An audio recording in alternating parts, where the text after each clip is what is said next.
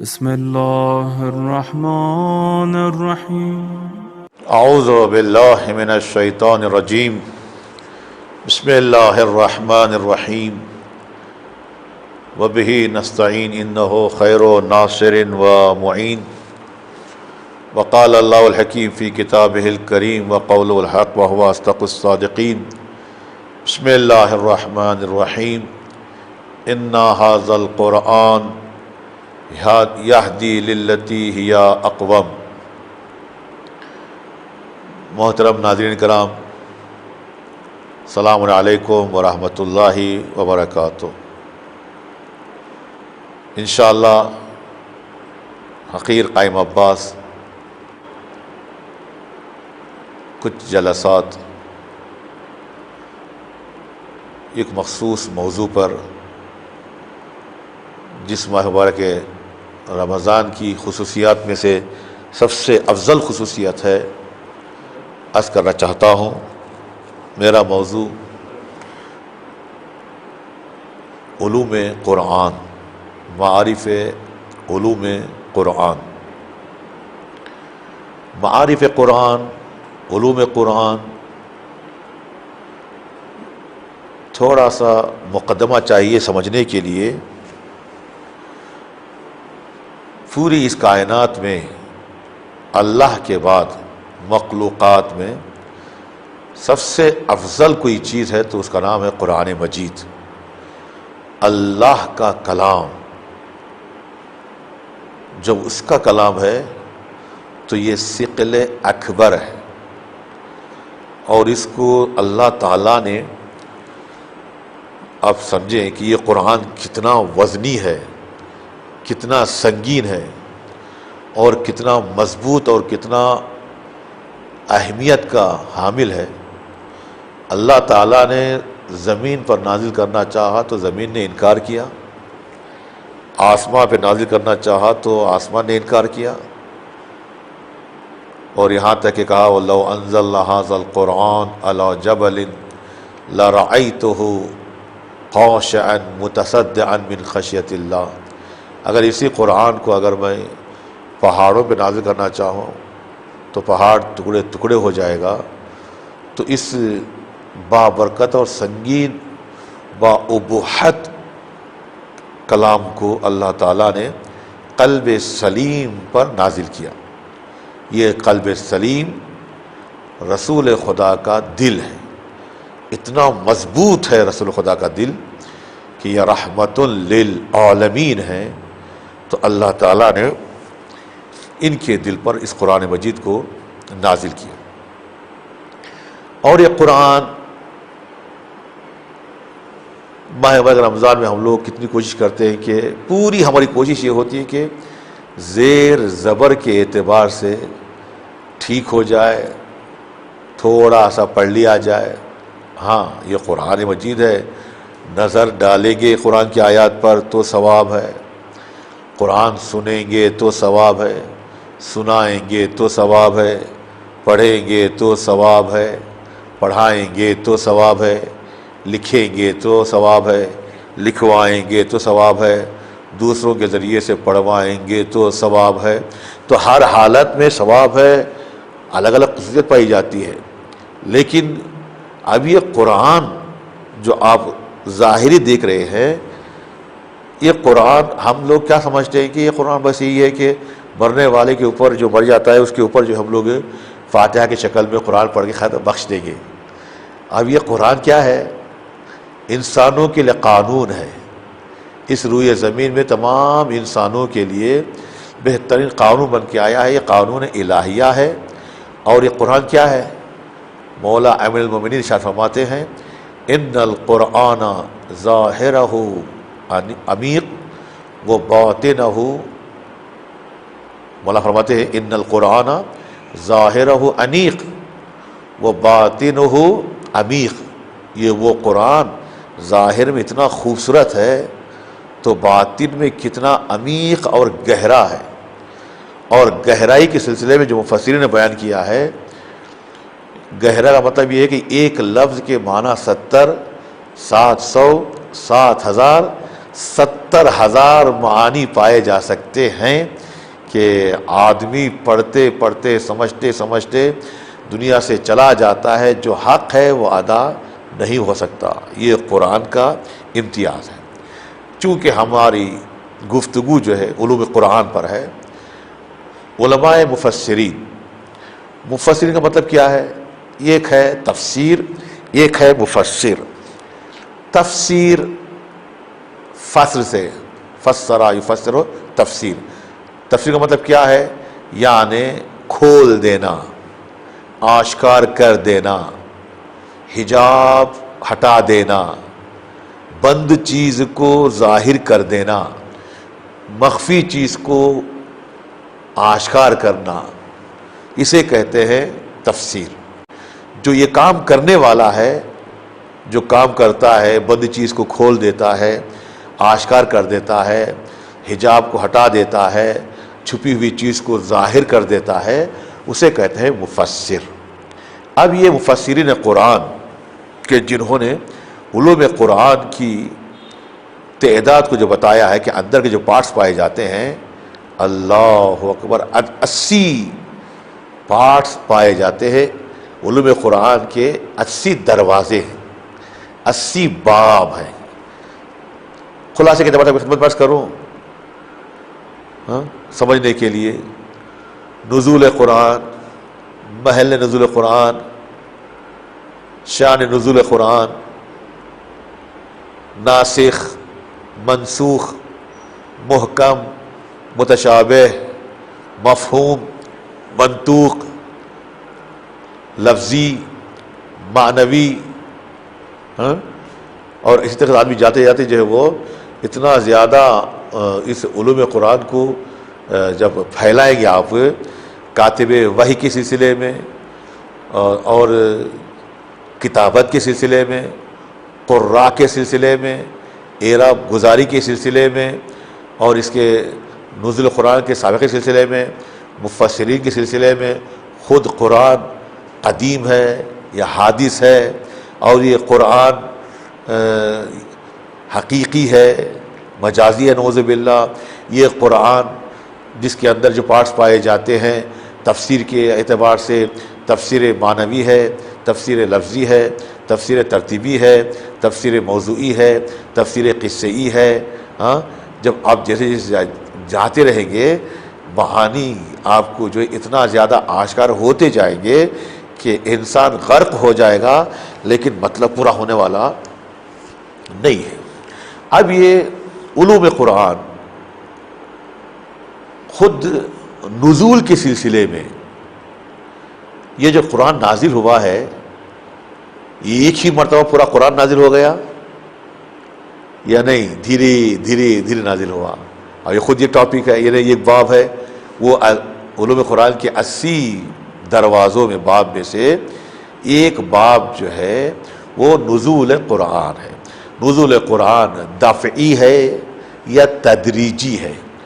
دفعی یعنی ایک ہی مرتبہ نازل ہو جانا، جیسے قرآن میں ہے کہ انا انزلناہ فی لیلۃ القدر، ہم نے یہ قرآن کو شب قدر میں نازل کیا۔ دوسری آیت انا انزلناہ فی لیلۃ مبارکہ، مبارک رات میں، برکتوں والی رات میں ہم نے اس قرآن کو نازل کیا۔ شہر رمضان الذی انزل فیہ القرآن، یہ وہ ماہ رمضان ہے کہ جس میں قرآن نازل ہوا۔ جب ماہ رمضان میں، شب قدر میں، لیلت مبارکہ میں قرآن نازل ہوا ہے، تو پھر 28 رجب، 27 رجب جو بعثت کے دن ہے، سب سے پہلے سورہ علق جو نازل ہوا اقرا کے نام سے، وہ کیا ہے؟ سمجھ گئے؟ تو اس اعتبار سے ہمارے معصومین علیہ السلام نے، چونکہ گھر والے گھر کی حالت بہتر جانتے ہیں، اور قرآن کو وہی صحیح سمجھ سکتا ہے کہ جن کی لینگویج میں قرآن نازل ہوا ہے۔ کن کی لینگویج میں؟ عربی؟ نہ، عربی تو زبان ہے، اہل بیت کی لینگویج میں، اہل بیت کی لینگویج اور ان کی جو ہے وہ خصوصی معرفت کے اعتبار سے قرآن جب نازل ہوا ہے تو وہ بہتر جانتے ہیں کہ قرآن کی حقیقت کیا ہے، قرآن کا رتبہ کیا ہے، قرآن کا مقام کیا ہے، اور قرآن کا دار و مدار کیا چیز ہے، بس اتنا سمجھ جائیں اللہ کا کلام ہے، رسول کے دل پر نازل ہوا ہے، اور اس کا محافظ امام وقت ہوتا ہے، جو امام ہوتا ہے، جو محافظ قرآن کے اعتبار سے۔ تو نزول قرآن دو طریقے کا، میں یہاں چونکہ مقدمے کے اعتبار سے تھوڑا سا فارسی میں کہاوت ہے، اگر آب دریا را نتوان کشید بقدر تشنگی بتوان ششید، اگر پورے دریا کے پانی کو آپ نہیں اٹھا سکتے تو اپنی پیاس بجھانے کی حد تک تو آپ پی سکتے ہیں نا۔ تو اب یہ جو 80 باب ہیں، وہ 80 باب میں سے ایک باب کا نام ہے علوم قرآن کے نزول قرآن، یا نزول قرآن دفعی ہے یا تجریجی ہے۔ دفعی کا مطلب کیا ہے؟ اللہ تعالیٰ نے ایک ہی مرتبہ پورے قرآن کو نازل کیا، بیت معمور جو لوح محفوظ ہے، بیت معمور میں چوتھے آسمان پر، وہاں پر نازل کیا پورے قرآن کو۔ جب نازل کر دیا دفعی اعتبار سے، اس کے بعد پورے 23 برس کی شکل میں 13 سال مکے میں، 10 سال مدینے میں اللہ تعالیٰ نے جیسے جیسے جو ہے وہ حالات بدلتے جاتے تھے، کبھی جنگ کی حالت میں، کبھی نماز کی حالت میں، کبھی غنائم کی حالت میں، کبھی سفر کی حالت میں، کبھی اٹھتے کبھی بیٹھتے، کبھی واعظ و نصیحت، الگ الگ جو مصادیق مبتلا بے جیسے جیسے جو ہے وہ مبتلا ہوتے تھے معصومین علیہ السلام کے زمانے میں لوگ، اس حساب سے قرآن کی آیات نازل ہوتے تھے۔ تو انہیں کہتے ہیں تدریجی، دھیرے دھیرے دھیرے نازل ہونا۔ جیسے جنگ بدر میں کچھ آیات نازل ہوئے قبلہ کو بدلنے کے سلسلے میں، خانہ کعبہ کے سلسلے میں، شراب کو حرام قرار دینے کے سلسلے میں، روزے کے سلسلے میں، غنائم جنگی کے سلسلے میں، نیابت کے سلسلے میں، مشورے کے سلسلے میں۔ آپ کتنے میں جائیں گے؟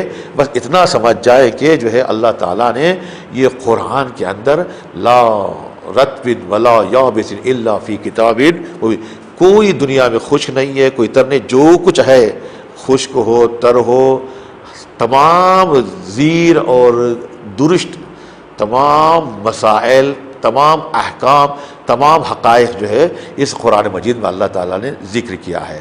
اب کس طریقے سے اس کو نکالنا ہے، کرنا ہے، یہ مفسر قرآن کی استطاعت کے اعتبار سے۔ حقیقی مفسر قرآن کون ہے؟ وہ اہل بیت علیہ السلام کی ذات با برکت ہے، ورنہ جو ہے وہ دوسرے مفسرین بھی ہیں، اہل سنت کے بھی ہیں، شیعوں کے بھی ہیں۔ جب بات شیعوں کی آتی ہے تو بہترین تفسیر قرآن کو جو بات کیا جاتا ہے، چونکہ خود تفسیر جو آدمی کرتا ہے، مفسر قرآن تفسیر کرتا ہے، یہ خود تفسیر میں جو ہے وہ تفسیر بالمعصور ہے یا تفسیر بالرائے ہے۔ تفسیر جو ہے وہ آیت کو آیت کے ذریعے سے تفسیر کی جاتی ہے، تفسیر کو قرآن کی تفسیر عقل کے ذریعے سے کی جاتی ہے، قرآن کی تفسیر روایت کے ذریعے کی جاتی ہے۔ تو یہاں پر ہمارے لیے 3 چیزیں ہو گئے، ایک ہے قرآن کی آیت کے ذریعے سے آیت کی تفسیر کرنا، یہ ایک تفسیر ہو گئی۔ دوسری قسم کا نام ہے تفسیر روائی، روایتوں کے ذریعے سے قرآن کی تفسیر کرنا۔ تیسرا تفسیر عقلی، عقل کے ذریعے سے، سمجھ کے ذریعے سے جو بالرائے کی شکل میں آتی ہے، وہ عقلی اعتبار سے، علوم عقلی اعتبار سے جو ہے اس قرآن مجید کی تفسیر کو انجام دینا۔ جیسے علامہ طباطبائی خدا رحمت کرے، 30 برس 30 ایئرس وقت لگا ایک تفسیر قرآن لکھنے میں، 18 گھنٹے روزانہ بیوی نے پورے طریقے سے ساتھ دیا۔ بس اتنا میں یہاں پر ایک براکٹ میں کہوں جو میرے موضوع سے ہٹ کر ہے، ہر انسان جو کامیاب ہوتا ہے اس کامیابی کے پیچھے گھر والی کا ہاتھ ہوتا ہے۔ جب تک گھر والی بیوی ساتھ نہیں دیتی اپنے شوہر کا، اس وقت شوہر کامیاب نہیں ہوتا۔ تو کامیابی کے پیچھے ایک عورت کا ہاتھ ہوتا ہے۔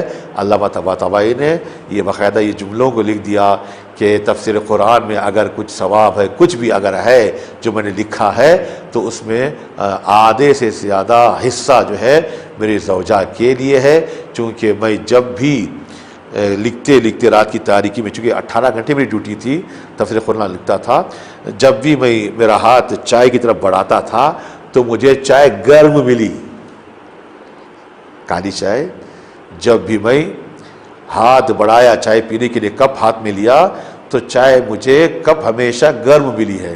تو آپ اندازہ لگائیں کہ کتنی بار ان کی زوجہ نے جو ہے چائے بنا کے دیا ہوگا، کتنی محنت کیا ہوگا۔ اور خود کہتے ہیں کہ چاروں طرف میرے کتابیں کھول کے میں رکھا ہوا تھا، جب میں بیٹھ کے مطالعے میں جو ڈیپ چلا جاتا تھا، سوچ میں رہ جاتا تھا، اس وقت میری زوجہ جو ہے لقمے بن کر، لقمے بنا کر جو ہے مجھے کھلاتی تھی، میرے منہ میں لقمہ رکھتی تھی۔ تو ہر کامیابی کے پیچھے مرد کے عورت کا ہاتھ ہوتا ہے۔ اگر کربلا کے کامیابی ہوئی ہے حسین کے لیے، تو حسین کی کامیابی، کربلا کی کامیابی پیچھے زینب کا ہاتھ ہے۔ اگر رسول خدا کا مشن کامیاب ہوا ہے تو رسول خدا کی کامیابی کے پیچھے بی بی ام المومنین خدیجۃ الکبریٰ کا ہاتھ ہے، کل جن کی وفات کی تاریخ تھی۔ الم یجد کا یتیما فآوا ووجدک عائلا فاغنا، ہم نے تم کو فقیر پایا، غریب پایا، آپ کو خالی ہاتھ پا کر ہم نے آپ کو امیر بنایا ہے خدیجہ کے ذریعے سے۔ تم مصیبت میں تھے، خدیجہ نے تم کو سکون دیا، تم بے گھر تھے، خدیجہ نے تمہیں گھر میں جگہ دی۔ تو آپ سمجھ جائیں کہ مرد کی کامیابی کے پیچھے ایک عورت کا ہاتھ ہوتا ہے۔ علی کی تمام محنتوں کو ثمرے تک پہنچانے والی ذات صدیقہ کبریٰ علیہ السلام ہے۔ سمجھ گئے؟ تو اسی طریقے سے میری ماں بہنوں کے لیے میری گزارش یہی ہے کہ وقت کے امام کے لیے آپ مدد کرنا چاہتے ہیں تو آئے جناب سیانہ ماشطہ کی طرح سے۔ یہ سیانہ ماشطہ جو جناب حسقیل کی زوجہ ہیں، فرعون کے دربار میں ماشطہ بیوٹی پارلر کنگا کرنا، سنوارنا سکھانا تھا فرعون کی بیٹی کے لیے۔ ان کا یہ جو جاب تھا، شغل تھا، خدمت کیا، لیکن ذرہ برابر بھی ظالم کے ظلم کو قبول نہیں کیا، اور اسی طریقے سے اسے ذرہ برابر بھی دل میں نہیں بسایا۔ یہ فرعون ظالم ہے، اصل خدا میرا ذات پروردگار ہے۔ تو تمام مصیبتوں کو برداشت کر بھی شکوہ نہیں کیا، بدن کے ٹکڑے ہو گئے، اولاد کو جلا دیا گیا، تو پھر جو ہے یہ بہترین نمونہ بنی ہیں جناب سیانہ ماشطہ۔ اسی طریقے سے جناب فضہ علیہ السلام جب گھر میں اس طریقے سے زندگی گزارتی ہے تو 20 سال وقت لگ جاتا ہے، جب زبان کھولتی ہے تو قرآن مجید کی آیات نکلتی ہیں۔ کیوں؟ فاطمہ کا گھر ہی قرآن کا مجسمہ تھا، فاطمہ کا عمل ہی قرآن کی آیات ہیں۔ علی کے گھر میں جو کچھ عمل ہوتا تھا وہ جو ہے آیات کی شکل میں بن کر ابھرتا تھا۔ تو تمام علوم قرآن میں پہلی چیز کو جو ہم یاد کرتے ہیں، آپ کی خدمت میں سناتے ہیں، بڑی کوشش یہ کرتے ہیں کہ ہمارا قرآن صحیح ہو جائے زیب زبر کے اعتبار سے۔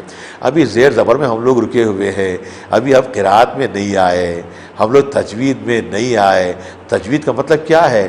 جس حرف کا جو حق ہوتا ہے، کون سے حرف کو حلق سے نکالا جائے، کس حرف کو زبان سے نکالا جائے، کس حرف کو دانتوں کے درمیان سے نکالا جائے، کس حرف کو دانتوں کے بیچ میں نوک کے زبان سے نکالا جائے، یہ جو ہوتے ہیں جو حروف کا حق ہوتا ہے اس کو نکالنا ہے۔ تو یہ قرات قرآن کی شکل میں، تجوید کی شکل میں، ترتیل کی شکل میں، ترتیب کی شکل میں، جب تک ہم لوگ یہ نہیں پڑھیں گے، یا اس کے بعد جب تک ہم کو ترجمہ نہیں آئے گا، جب تک ترجمہ نہیں سمجھیں گے تو حقیقت معنی ہم کو سمجھ میں نہیں آتا۔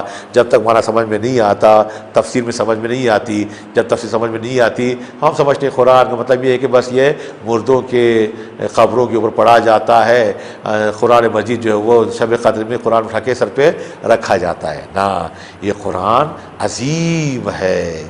لو انزلنا هذا القرآن على جبل لرأيته خاشعا متصدعا من خشیت اللہ، اگر اس قرآن کو ہم نازل کرتے پہاڑوں پر، خشیت الہی، خوف الہی سے ریزہ ریزہ ہو جاتا۔ اتنا بابرکت قرآن ہے کہ جس کو پڑھ کے اگر مردے پہ پھونک دیا جائے تو مردہ زندہ ہو جائے۔ کہ کیوں؟ قرآن کیا ہے؟ شفاء للمؤمنین، مومنین کے لیے شفا ہے۔ دیکھیے تعجب قرآن کا کتنا، خود ہی اعجاز قرآن، خود ہی معجزے کے ہونے کا جو حقیقت ہے ابھی خدمت میں جو عرض کیا جاتا ہے، اعجاز قرآن ہے جسے تحریف کے مسائل سے بچایا جاتا ہے، تحریف عدم تحریف کے عنوان سے۔ تو یہ خود قرآن مجید یہ ایک آیت ہے، اگر اسی آیت کو مومن پڑھتا ہے تو مومن کے لیے شفا ہے، اور یہی آیت اگر کافر کے ہاتھ میں آ جاتی ہے تو اس کے لیے کیا ہے؟ گھاٹا ہے، اور اس کے لیے نقصان دہ ہے۔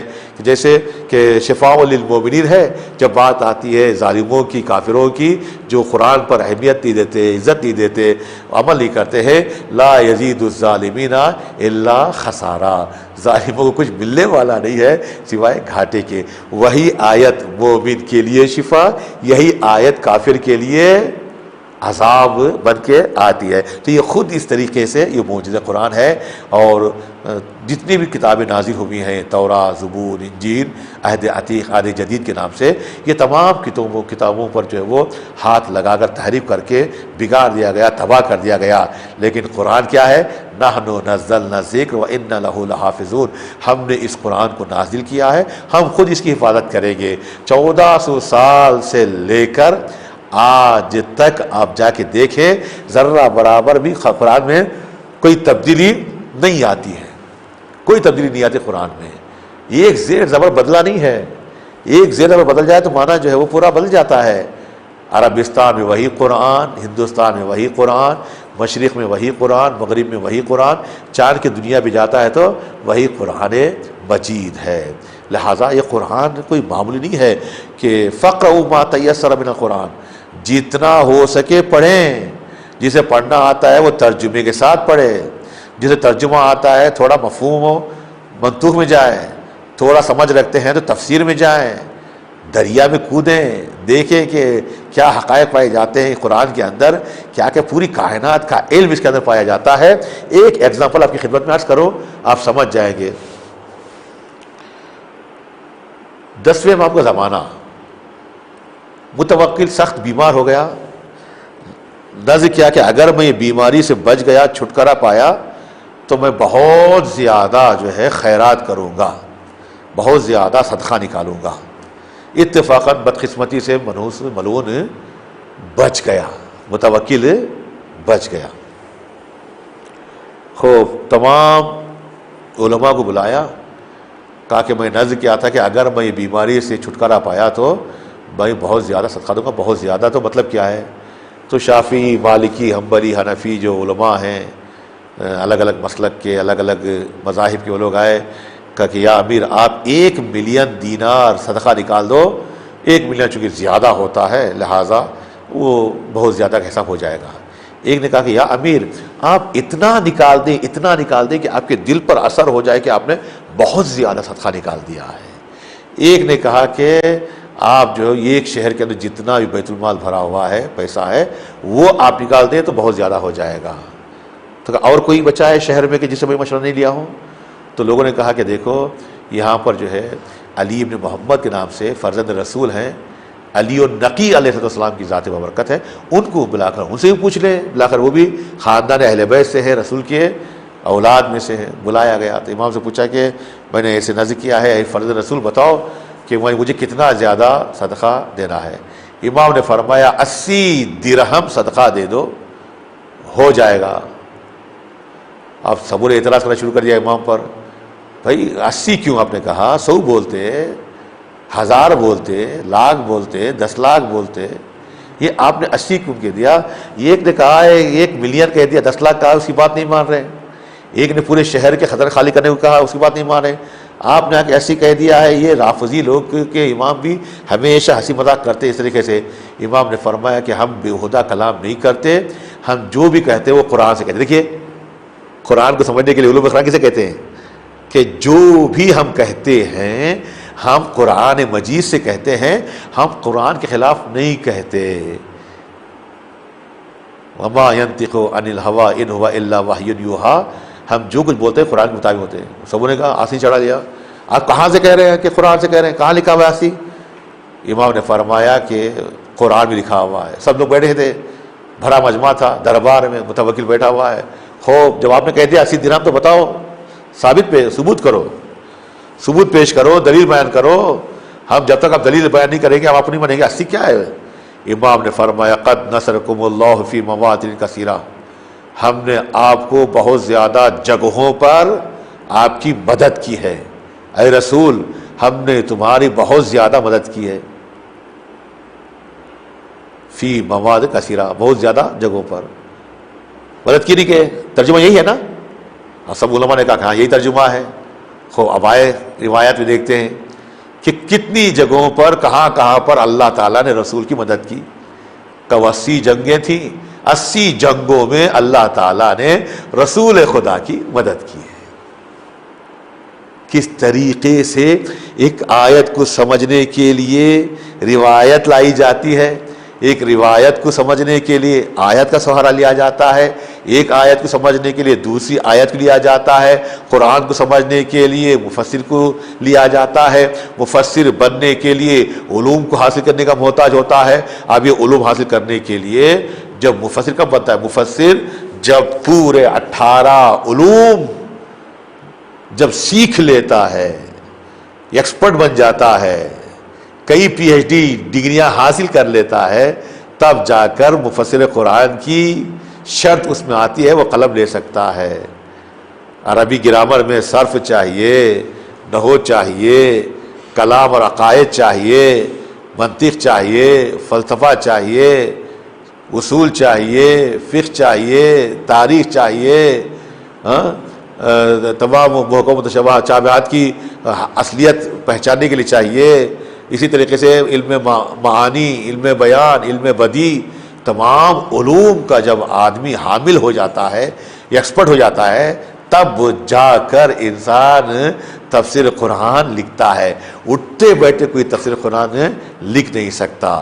لہٰذا ابھی میں نے جو آپ کی خدمت میں عرض کیا ہے، دفعی تدریجی کے اعتبار سے خود اس کو سمجھنے کے لیے عربی گرامر کی ضرورت ہے، اصول کی ضرورت ہے، فقہ کی ضرورت ہے، کلام کی ضرورت ہے، اعتقاد کی ضرورت ہے۔ ہر طریقے سے آدمی تمام علوم کو سیکھنے کے بعد جب ایکسپرٹ بن جاتا ہے، تب جا کر انسان جو ہے ایک مفسر قرآن بنتا ہے۔ لہذا میں یہیں پر اپنی گفتگو کو ختم کرتا ہوں۔ اختصار کے اعتبار سے صرف آپ کی خدمت میں اتنا بتا دیا کہ جو ہے وہ علوم قرآن کے 80 باب، 80 دروازے پائے جاتے ہیں۔ ہم نے پہلا ہی دروازہ کھولا ہے دفعی اور تدریجی کا۔ دفعی تدریجی کو سمجھنے کے لیے قرآن مجید کی آیات آ گئی، انا انزلناہ فی لیلۃ مبارکہ، انا انزلناہ فی لیلۃ القدر، شہر رمضان الذی انزل فیہ القرآن، الگ مختلف آیات۔ پہلے ہی باب کو اگر ہم وضاحت کرنا چاہیں دفعی کیا چیز ہے، تدریجی کیا چیز ہے، تو تھوڑا سا اور زیادہ 2-4 گھنٹوں کی ضرورت ہوتی ہے، لیکن چاہتے اختصار کے ساتھ تھوڑا سا علوم قرآن کو آدمی سن کر جو ہے محظوظ ہونے کے لیے، ثواب میں شریک ہونے کے لیے انشاءاللہ۔ آخر میں جو ہے میں اس گفتگو کو یہیں پہ ختم کرتے ہوئے اگلی گفتگو اسی علوم قرآن کی جو ہے وہ انشاءاللہ جو ہے وہ کل کے لیے میں موکول کر دیتا ہوں۔ السلام علیکم ورحمۃ اللہ وبرکاتہ۔